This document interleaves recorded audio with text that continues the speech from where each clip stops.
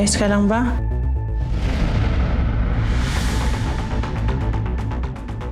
Nagkaibigan kami ni Elizabeth nung tumakas kayo ni Jane at ni Mr. Samparga. Ang hirap nitong ginagawa ko Yung tinutulungan ko si Mercy para mapabagsak si Balmores. Pero alam ko din na ito yung paraan para mas magkatuluyan kayo.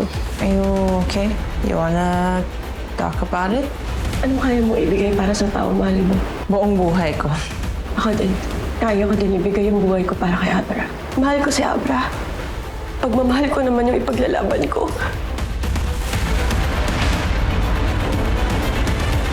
Gentlemen, gusto ko lang ipaalala sa inyo na ang alamid ay parang hydra. You cut off its head and another one or two emerges to take its place. Let's welcome our newly promoted members of the core group. Dr. Oliver Gonzaga, Alejandro Braganza, Giorgio Buencamino, and Engineer Voltaire Asinas.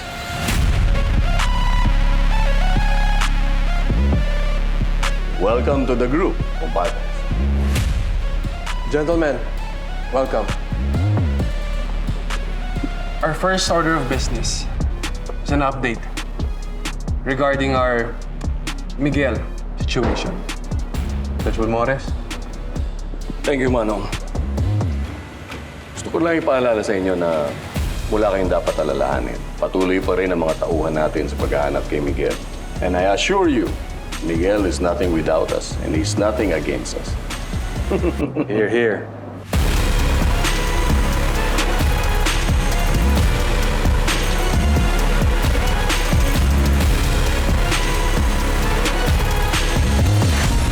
Abra, mahal kita. Babawiin ko sa lahat, all Ayun costs. sa'yo, Abra. No one refuses the judge. Ewan ko na. Ba't kasi gagamitin ko para durugin siya? Pabagsakan kanila, papahirapan ng mga makapaglarihan. Lalo pag nasa baba kanila, parang kalam langgang madali na tapakan. Hihilahin kanila hanggang mawala ng pag-asa at makakapitan. Ganto na ba ang kapalaran ng bawat isa? Hanggang sa uli, gustong mangarap, hindi para sa sarili, hindi para sa iba.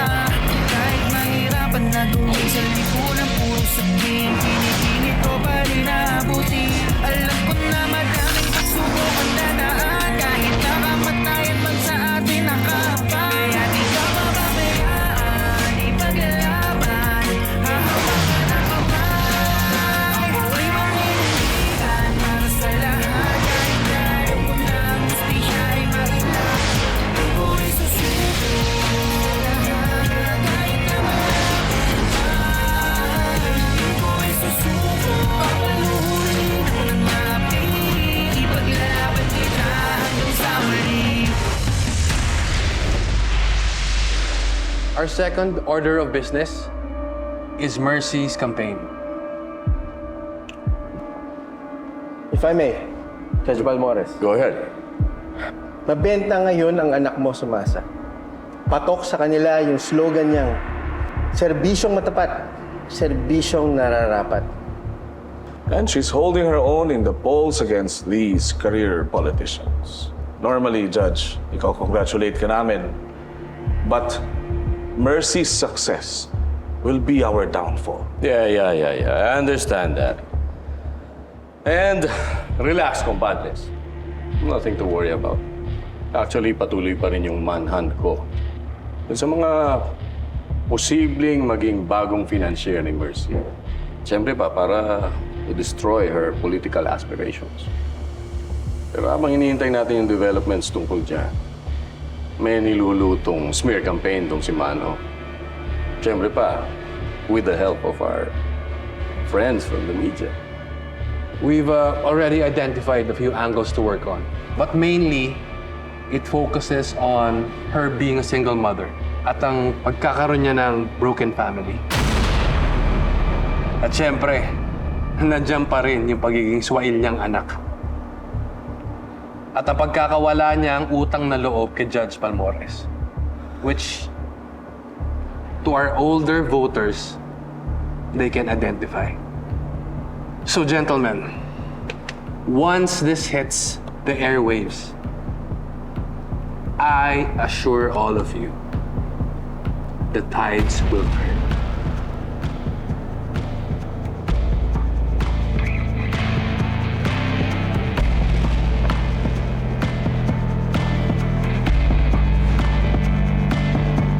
Gentlemen,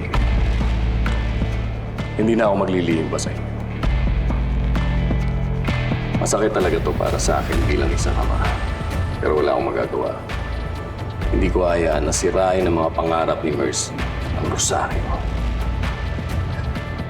Ang rosaryo na pinaghirapang buuin ng ating kapatiran. Diba? Diba? Here, here!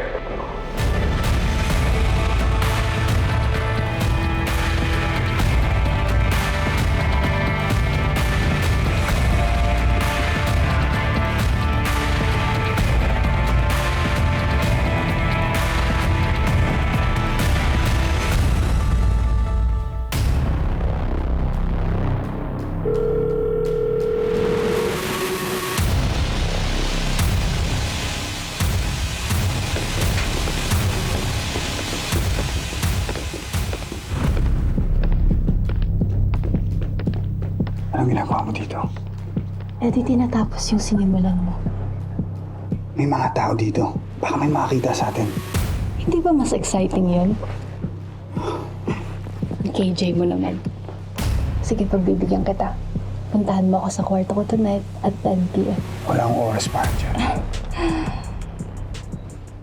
Ilang beses mo na akong tinabla-abra. Baka nakakalimutan mo may usapan tayo. Hindi ko sasabihin kay Daddy na ako ang pumatay kay Dreyfus. And in exchange, gagawin mo lahat ng gusto ko. Remember?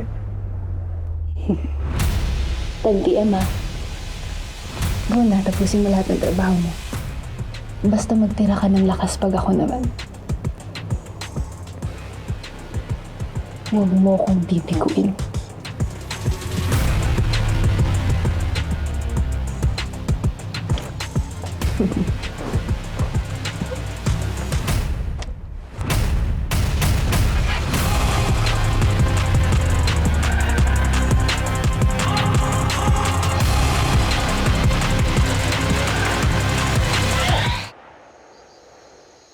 Nagpaplano si Judge at si Manong ng smear campaign laban sa'yo.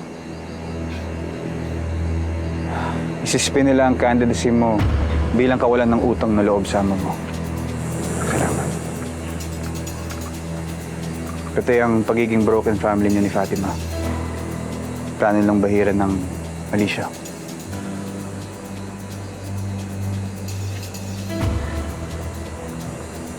Wala na talagang limitasyon ng kasamaan ni Dad. Pati kami ni Fatima i-exploit niya. Para lang sa kapangyarihan. Nag-usap na kami ni Jane. Naghahanda na siya ng media plan pangontra sa paninira sa'yo. Salamat sa inyong dalawa. Buti naman nag-usap na kayo ni Jane. Matagal ko na siyang kaibigan. Sigurado ako sa huli. Pipiliin niya gawin yung tama.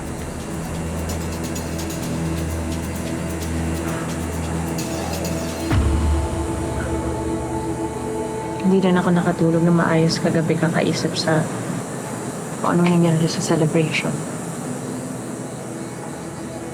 Masaya lang ako nung wala nang babagabag sa isip ko.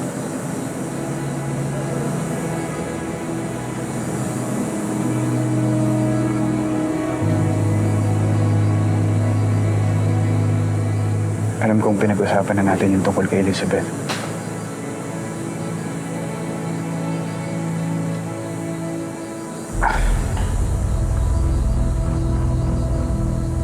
Mercy, may mga bagay tayo na kailangan gawin. Pero hindi natin gusto. Gustong makipag-ita ni Elizabeth ngayong gabi. Sinabi niya, pag hindi ko siya sinipot, ilalaglag niya ako kay Judge.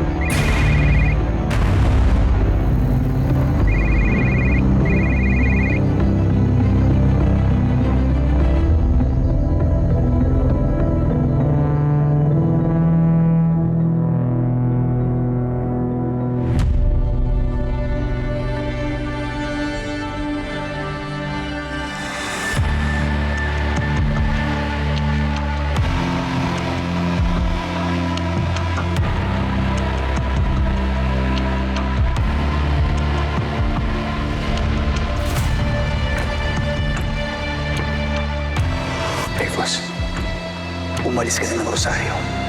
Dahil kung hindi, sisiguraduhin ni Judge na hindi ka na mabubuhay. Sigurado ka ba sa mga sinasabi mo? Dreyfus! Kung nakita mo, hindi ibig sabihin na Hindi ako bulag, Abra. Don't worry. Your secret's safe with me. anong kapalit. Mananatili tong secret. It will have some dirty little secret. Sa tuwing kailangan kita, I want you to come. And we'll have some dirty little secret. Elizabeth, Hindi ka pwedeng tumanggi. Or else, Dad will know your dirty little secret.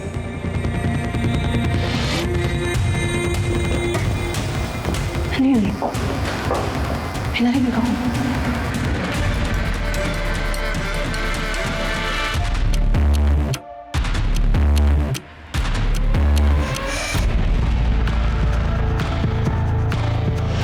anong ginagawa mo dito? Pwede tinatapos yung sinimulan mo. May mga tao dito. Baka may makakita sa atin. Sige, pagbibigyan kita. Puntahan mo ako sa kwarto ko tonight at 10 p.m.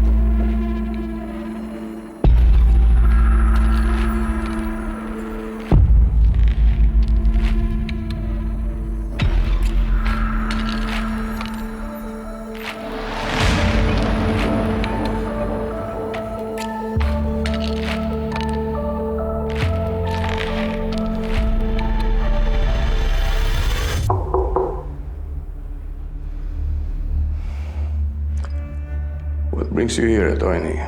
Meron ka ba ibabalita sa akin tungkol sa anak ko?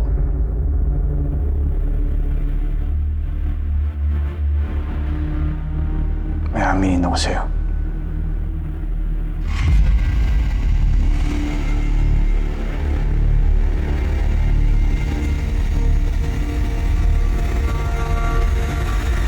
Hindi ako pumatay kay Dreyfus.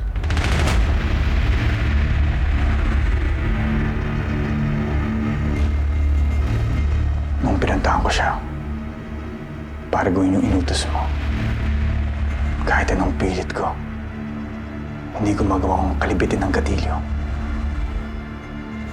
Si Elizabeth ang tumapos ng trabaho. Nakipagreglo siya sa akin. Na hindi niya sasabihin sa'yo ang katotohanan. Kapalit, bigay ko lahat ng gusto niya. Alam kong nagtiwala kayo sa akin, Judge. At binigo kita. Kaya humihingi ako ng pasensya. Sana mapatawad mo ako.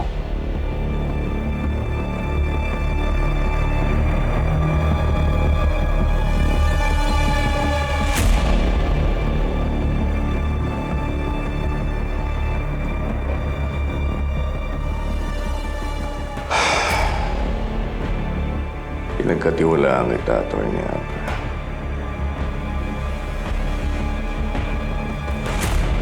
Binigyan kita ng pagkakataon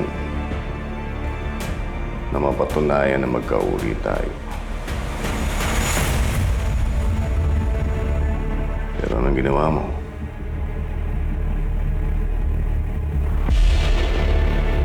Alam mo, attorney, hindi mo lang ako niloko eh. Pumapa ako.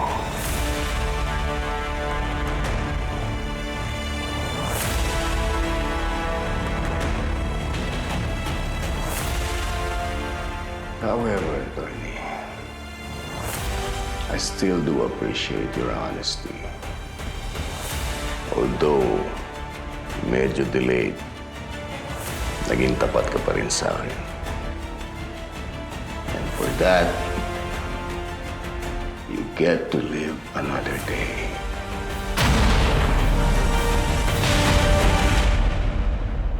Maraming salamat.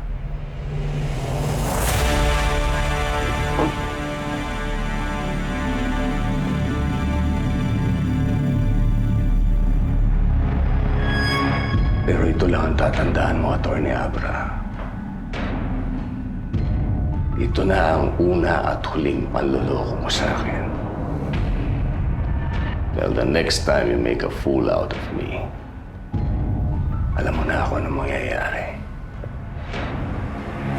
Ipapagamit ko na sa'yo yung gintong baril na binigay ko sa'yo. Tanggapin mo yan, Atty. Abra. Hindi yan para sa kalaban. Para sa iyo yan.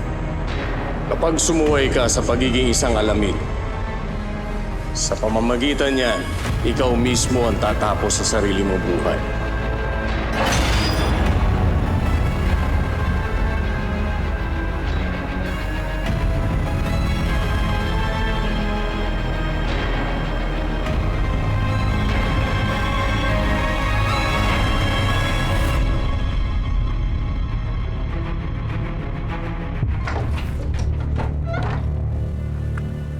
Attorney, kanina pa kita hinihintay. Ngayon ka lang dumating.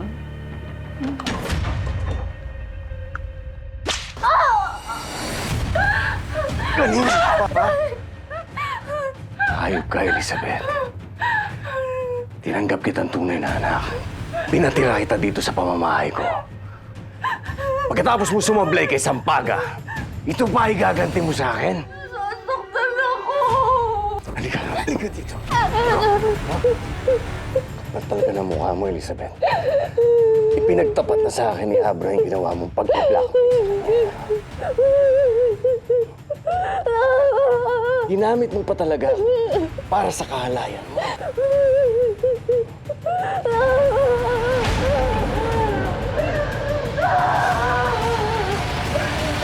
Ako'y manindigan para sa lahat. Kahit na alam ko na hustisya ay mahirap.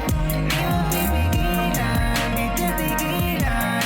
Kinalaban ko. Kaya si Manong umpisa lang yan. Ngayon, si Abra. Mommy, there are people outside who...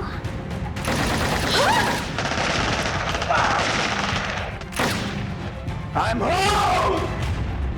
Sige! Abra!